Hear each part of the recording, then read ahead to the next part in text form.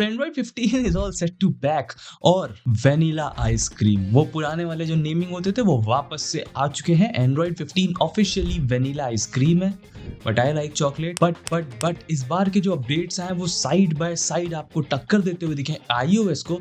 तो ये कहना कोई भी ऐसे वो नहीं होगा गलत कि एंड्रॉइड इज बिकमिंग iOS।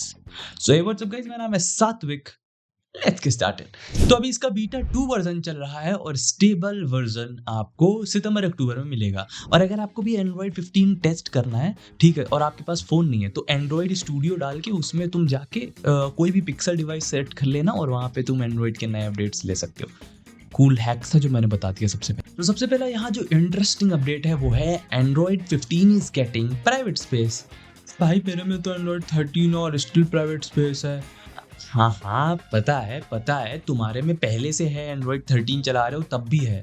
तो देखो वो सब जो है वो एक स्किन है, समझ लो UI है, समझ लो, जो एंड्रॉइड के ऊपर लगी हुई हैं, जो तुम्हारे स्मार्टफोन में आती हैं, चाहे उसके अंदर कलर OS हो, वन UI हो या फिर कोई भी UI पड़ी है। तो ये ऑफिशियली आ रहा है एंड इसमें जो आपके ऐप्स हैं उन्हें आप सेपरेट कर सकते हो, प्राइवेटली डाल सकते हो, और प्राइवेट स्पेस का भी एक प्ले स्टोर है जिसके जो ऐप इंस्टॉल्ड होंगे वो वहाँ से ही उस वाले प्ले स्टोर से डायरेक्ट ही जाके तुम कर सकते हो। तो वो डायरेक्ट प्राइवेट स्पेस में जाएंगे, तुम्हें वापस से ऐड करने की जरूरत भी नहीं है। और एक और इंटरेस्टिंग चीज है कि जो भी ऐप्स आपने प्राइवेट स्पेस में इंस्टॉल कर रखे होंगे उनको जब तुम सेटिंग्स में जाके सर्च करोगे तो तुम्हें वो ऐप्स देखने को नहीं मिलेंगे और उनसे रिलेटेड कोई भी फाइल्स देखने को नहीं मिलेंगी। So the next is partial screen recording. ये बहुत एक इंपॉर्टेंट फीचर है मेरे हिसाब से, और हम जैसे लोगों के लिए जो आपको अपने फोन में कई चीजें दिखाते रहते हैं उनके लिए बहुत दिक्कत है। इवन अगर आप अपनी गर्लफ्रेंड को कुछ प्रूफ भेज रहे हो, सपोज तुम्हारी महिला मित्र का, या तुम अगर गर्लफ्रेंड हो और तुम्हारे पुरुष मित्र का मैसेज आ जाए तो तुम्हें फिर से स्क्रीन रिकॉर्ड करना पड़ता है क्योंकि तुम नहीं भेज सकते हो, समझ रहे हो। बट अब ऐसा नहीं है। क्यों?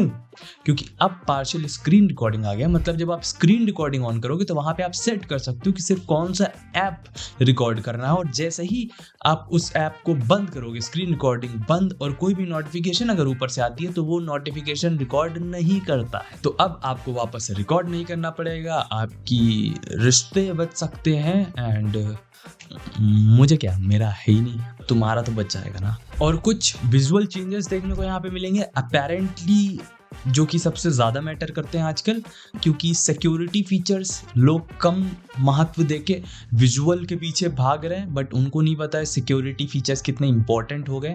और जो कुछ विजुअल चेंजेस इस बार आएंगे, वैसे ज़्यादा विजुअल चेंजेस नहीं देखने को मिलने वाले हैं, बहुत कम है। तो जैसे आप वॉल्यूम स्लाइडर होते हैं वो हमें नया देखने को मिलने वाला है, नई UI वॉल्यूम स्लाइडर की हमें देखने को मिलेगी, फुल स्क्रीन की, और ये पुराने वाले से काफ़ी बेटर लगते हैं। जो भी कलर स्कीम आपने अपने फ़ोन में सेट कर रखी होगी, चाहे पिंक, ब्लू, ऑरेंज, वाइट, जो भी, वो उसको शेप ले लेंगे। और वॉल्यूम स्लाइडर अब थोड़े से बड़े हो गए हैं, फिलअप हो गए हैं, वाइडन हो गए हैं, आप देख सकते हो किस तरह के, और ये देखने में काफ़ी अच्छे लग रहे हैं। एंड काफ़ी वन क्लिक टू म्यूट है, one click to max out volume है, या looks cool. So predictive back नाम का एक फीचर आ रहा है। सो ऐसे ही आपको बहुत ज़्यादा नोटिसेबल नहीं होगा, बट ग्रेजुअली आप इसको जैसे जैसे यूज़ करोगे आप इसके हैबिचुअल हो जाओगे। क्योंकि जब आप एक अपनी स्क्रीन को कुछ भी खोला हुआ है और आप बैक कर रहे होगे तो जो पीछे हल्का सा आपको बॉर्डर पे वो एप्लीकेशन दिखाएगा जहाँ पे आप बैक करके जा रहे हो, या फिर जो प्रीवियस पेज होगा उस पे बैक करके आप जा रहे होगे, वो पेज ऐसे साइड में दिखाएगा ताकि आपको पता हो आप कहाँ जा रहे हो। बहुत ज़्यादा ऐसे आप नहीं जान पाओगे उसमें, ठीक है, बट फॉर श्योर एक UI के हिसाब से करेक्ट लगता है, और हो सकता हो कई बार ये आपको कुछ ऑकवर्ड सिचुएशन से भी बचा ले। या पिप मोड यानी पिक्चर इन पिक्चर यानी मल्टीटास्किंग, यानी जो आप ऊपर स्क्रीन नीचे स्क्रीन दो करके चलाते हो। एंड्रॉइड में ये फीचर बहुत मुझे अच्छा लगता है क्योंकि मैं ऊपर YouTube चला के नीचे अपने नोट्स करके असाइनमेंट कर सकता हूँ। तो ये अब काफ़ी इम्प्रूव हो चुका है, क्योंकि जब भी मैं करता था मुझे बीच में हमें कई बार लैग देखने को मिल जाता है। कई बार जब आप चेंज करोगे, साइज रीसाइज करोगे तो उसमें कुछ लैग जैसे लगता है कि ये अभी परफेक्ट नहीं हो पाया। तो अब ये ऑलमोस्ट परफेक्ट की राह पे निकल चुका है एंड काफ़ी इम्प्रूव्ड हो चुका है। एंड इसी का एक ऐसे सब अपडेट भी है कि आप जो भी, जैसे मैं YouTube और PDF व्यूअर या फिर यूट्यूब और व्हाट्सएप यूजुअली खोल लेता हूँ, ठीक है। तो मैं उसको बार बार यूट्यूब खोल के फिर ऐसे 3 फिंगर करके मल्टी, उससे बेटर है मैं एक शॉर्टकट बना सकता हूँ, होम स्क्रीन पे आ जाएगा।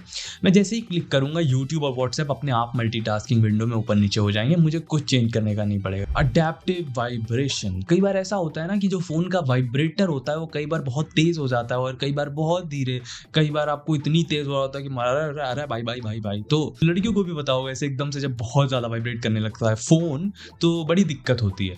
तो अडैप्टिव वाइब्रेशन नाम का एक फीचर है जो एंड्रॉइड 15 में आएगा और ये अपने आप अडेप्ट करेगा कि कौन सी सरफेस पे कितना वाइब्रेट करना है और कितना नहीं। तो सपोज आपने अगर टेबल पे रखा है तो उतनी ज़्यादा वाइब्रेशन की ज़रूरत नहीं है क्योंकि वो बहुत ज़्यादा फील होता है, बट अगर ये सोफे या बेड पे रखा है तो it needs to get louder. इसीलिए अब आपको ऑकवर्ड नहीं होना पड़ेगा फ़ोन की वजह से। सो कोई फीचर एंड्रॉयड iOS का कॉपी करता है, कोई iOS एंड्रॉयड का कॉपी करता है, ऐसे मिलजुल के ये लोग अपने आप को अच्छा बनाते जा रहे हैं। That's good, healthy competition is very important. ऐसे ही iOS में एक बहुत सही फीचर है कि जैसे आपने कोई ऐप डाउनलोड कर रखा है और अगर आप उसको बहुत यूज़ नहीं करते हो तो आप उसको आर्काइव कर सकते हो। इससे क्या होता है, आपका जो डेटा होता है उस ऐप का वो नहीं जाता है, समझ लो वो अनइंस्टॉल हो गया है पर तुम्हारा डेटा स्टिल है उस ऐप का।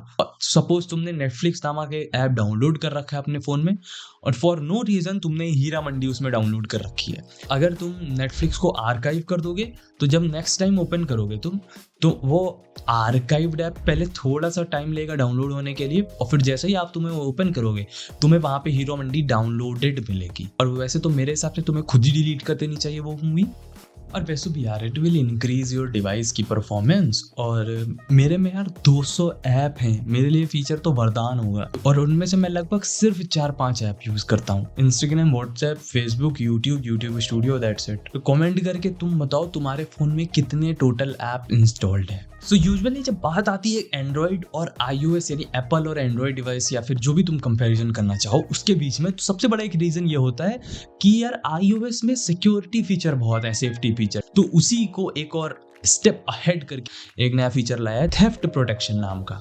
तो ये फीचर क्या करता है, ये यूज़ करते हैं AI को ट्रैक करने के लिए कि कहीं आपका फ़ोन आपके हाथ से कोई छीन के तो नहीं भाग गया, आप रोड पे खड़े बतिया रहे हो और कोई फ़ोन ऐसे लेके तो कहीं उसने तो नहीं किया। तो वो क्या करेगा, जैसा ही वो ये डिटेक्ट करेगा आपके फ़ोन को ऑटोमेटिकली लॉक कर देगा। उसका भी ऑप्शन है, जैसे ही वो रीसेट करेगा ना, जब नेक्स्ट टाइम फ़ोन ओपन होगा तो वो बिना आपकी मेल के पासवर्ड के ओपन ही नहीं होगा, यानी कि रीसेट करने के बाद भी उसको आपकी ईमेल आईडी के पासवर्ड की ज़रूरत पड़ेगी। और सपोज आपके किसी सांप दोस्त ने ये किया है, क्योंकि उन्हें तो पैटर्न पता ही होगा, तो वो आपकी ज़रूरी इंफॉर्मेशन ना देख ले, उसके लिए कुछ सेटिंग्स के फीचर्स, कुछ फ़ोन के फीचर्स बिना बायोमेट्रिक के आपके ओपन ही नहीं होंगे। मतलब सिर्फ आपकी फिंगरप्रिंट से ही वो ओपन हो सकते हैं, no pattern, no pin, no password. अगर कोई दोस्त ऐसे लिया हुआ है ना, तो आप क्या कर सकते हो ना, अपने फ़ोन को कहीं दूसरी जगह से एक्सेस कर सकते हो और लॉक कर सकते हो।